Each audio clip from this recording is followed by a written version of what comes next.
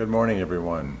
I'm here because I want to share with you why my wife Diana and myself started House Church. We go back many years ago. We had a house church in another town and we loved it. And then we went to an organized church and we were there for a while and we decided we wanted to go back to the house church. And so we've been involved in house church for years. We have our own house church and we have other house churches with us as well. And we thoroughly enjoy the house church. The reason that we enjoy house churches is because there's no set routine. It's always exciting because you don't know what's going to happen from one meeting to the next.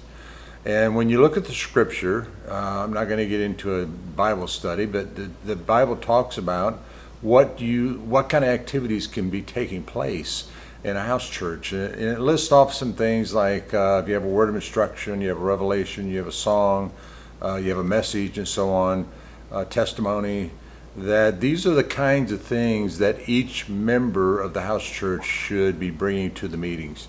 So the meetings are meant to be very active. Everybody is meant to participate and have something to say in the meetings. It's not a platform for one person to be speaking and the rest listening. It's just the opposite. Everybody is to be involved in it. I like to liken the house church to a puzzle. So before you come together, everybody has pieces to the puzzle. They have prayed about it during the week, and they may have 1, 2, 3 pieces. And what I mean by the pieces, they may have a word of encouragement, they may have a prophetic word, they may have a word of knowledge, they may have a very short teaching, they may have a story to share, but they come with these not knowing how they're going to fit into this meeting. And that's what builds the anticipation to it. So when everybody does meet together, and plus you have your house church leader, his wife will have some idea. So they launch into the meeting and everybody's talking, and then you may have somebody that needs prayer for healing. You may need somebody that needs to be encouraged. They want just prayer.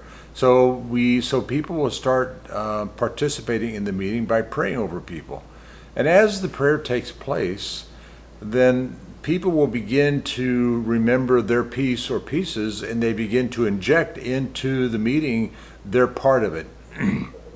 And what I find so amazing is that during the course of the meeting, by the time you get to the end of the meeting, the puzzle has been put together. Everybody brings their pieces, they start putting together, and all of a sudden the puzzle makes sense. The meeting makes complete sense. Everybody walks away happy, delighted because they participated in the meeting, and those that received from those that were ministering to them, many times, almost all the time, they're healed, they're encouraged, they've had a prophetic word spoken to them, an encouraging word, and so on.